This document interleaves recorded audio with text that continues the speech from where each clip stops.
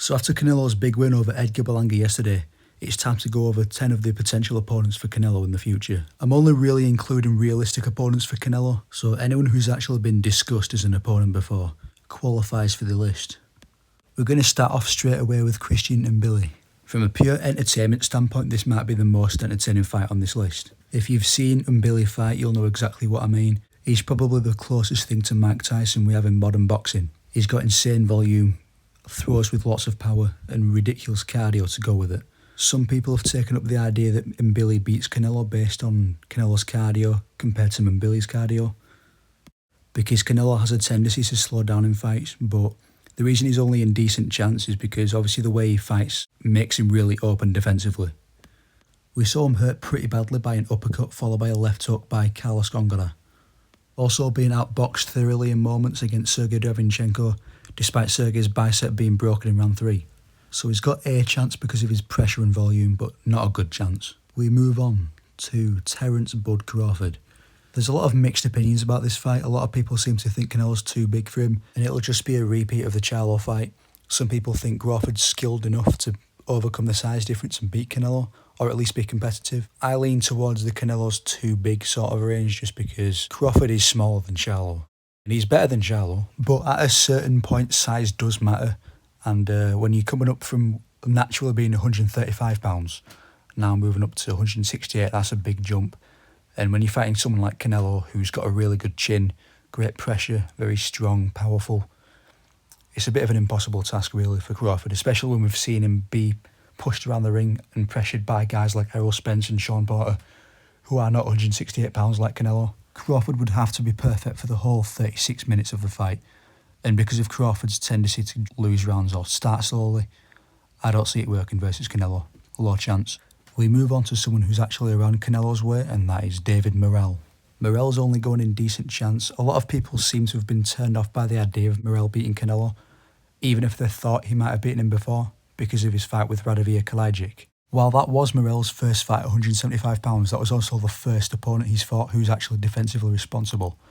Unlike people like Esquivel Falcao and Senat Agbeko, who sort of just stand there and let themselves get hit.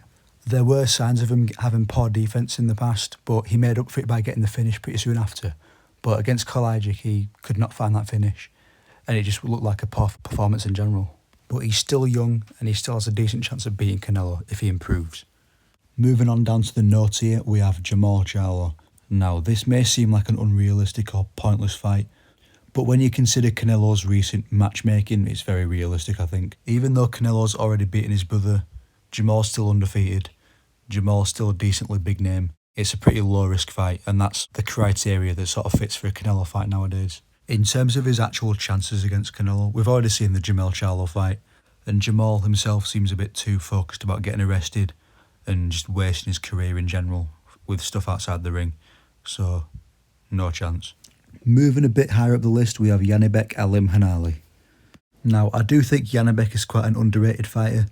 He is great to watch and he's very skilled. But my thing with Yanbeck and the reason why he's in low chance is I think he's been looking successful mainly because of the division he's been fighting in. Middleweight 160 is a dead division. You can look as good as you want against guys like Stephen Butler and Vincenzo Gualtieri, but against someone who's got the pressure on the level of Canelo's, I don't think he'll look as good. To me, Yanbeck seems like a fighter who'd be very ineffective on the back foot compared to as we normally see him on the front foot. And he's normally the aggressor in his fights against his weaker opponents, but against guys like Vaughan Alexander and Denzel Bentley, we saw him briefly on the back foot against those two and he didn't look as good. Speaking of the front foot, our next opponent is the first fighter we're going to add to the will win tier of this tier list, and that is Artur Beterbiev. There shouldn't be much explanation for this one. Even though there's some concerns about Beterbiev being too old or being too injured, if we assume that Beterbiev's in the same form we've seen him in recently, like against Callum Smith or Anthony Yarde, I think he gets a convincing win over Canelo. Because Beterbiev, in every sense of the word, is just a beast. He's the only champion in boxing right now with a 100% knockout ratio. He's got ridiculous power in his hands. He's got deceptively good boxing ability. He's not just a brawler, he can box. It would be Triple G. But besides that, even guys like John Ryder have had success versus Canelo. Guys like Munguia, even Berlanga in moments was outworking Canelo on the inside. And when it comes to fighting up in close quarters, Beterbiev is basically just the final boss. The only reason his opponents don't get knocked out in the first 2 rounds like Joe Smith Jr. did is because they tend to run around and fight on defensive mode for most of the fight. And a lot of Beterbiev's wins have actually aged really well recently when you compare the Alexander Gvozdyk performances from him and Benavidez. Obviously, Benavidez went the distance. It was quite a difficult fight. Beterbiev knocked him out in round 11. It was still a difficult fight for most of it, but overall the pressure did actually get to Gvozdyk, and that was a much better version of Gvozdyk that showed up against Beterbiev. Then you also compare the Radovia-Kalajic fights from Beterbiev and David Morell. Beterbiev knocks him out in round 5, not much issue. Morell struggled to actually land anything significant on Radovia-Kalajic. So you can see the levels between the fighters there. So unless Beterbiev ages dramatically in between fights, I think he would clearly beat Canelo if the fight was to happen. Moving on a bit further down the list, we have Diego Pacheco.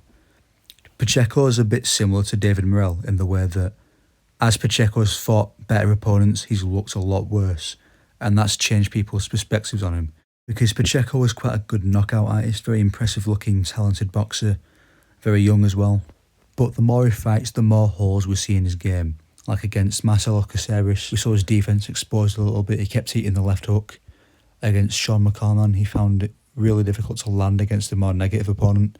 And overall, he's just not someone that I trust to stand up to Canelo's power. Moving on, we have probably the most controversial opponent on this tier list, and that is David Benavidez. There's a lot of mixed opinions about this fight. A lot of people seem to think that Canelo's a bit washed up and old. He's looking worse, he's on the decline, and that Benavidez is going to beat him up. And you get the Canelo fans who think Benavidez is a bum, he's overhyped, and he's going to get knocked out by Canelo. I'm somewhere in the middle. I've put him in the 50-50 tier. There's a lot of things that Benavidez does well that I think he could use against Canelo.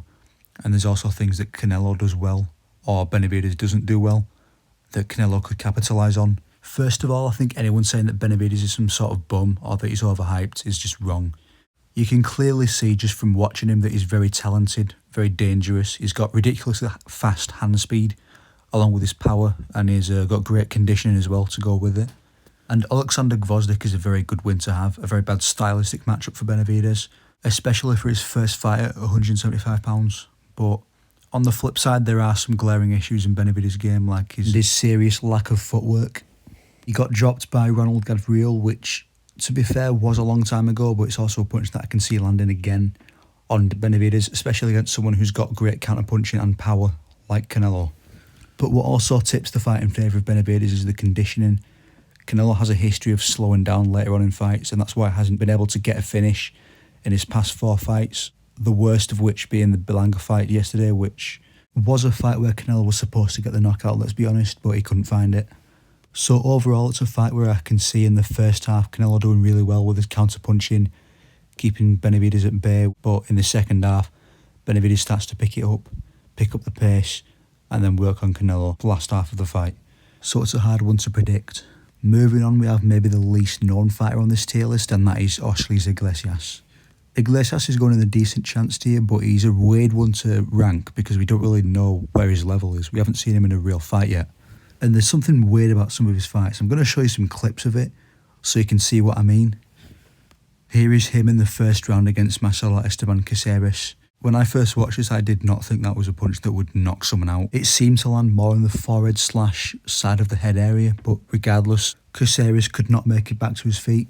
So I'm thinking maybe Caceres' chin has just disappeared after being knocked out by Saunders and Pacheco. But then this happened in his next fight against Evgeny Tischenko, which is just confusing. The shot itself was more of a lead hook that glanced off the side of the head, but he still managed to produce that sort of reaction from Tischenko, a guy who's never been knocked out before. So I'm thinking either this guy's the hardest puncher of all time, or there's something fishy about his fights. Then he goes on to fight Senat Agbeko, who he then knocks out, which looks a bit less suspicious, but his style in general is just a bit weird to me. It's like he only throws check hooks or just wide punches in general. He barely throws jabs and straights. So I'm really curious to see how he looks against a world level opponent like a Caleb Plant or a Dmitry Andrade. But against Canelo himself, I've got no clue, really. We move on to the final opponent of the list, and probably the most simple one to rank, and that is Dmitry Bivol. I think the will win is the only place you can really put Bivol. In their first fight, Canelo won at most 4 rounds, and that's the absolute most you can give him. And also there's no signs of improvement from Canelo whatsoever since that fight. If anything, he's regressed a little bit. So I don't see anything in favour of Canelo in that rematch. Especially considering that Bivol's actually younger than Canelo. He's 33, Canelo's 34. So age is on Bivol's side, as well as the fact that Bivol will always just be bigger than Canelo, and he's always going to be a bad style matchup for Canelo as well in general. So I see a very low chance of Canelo winning the rematch. That is my tier list. Goodbye.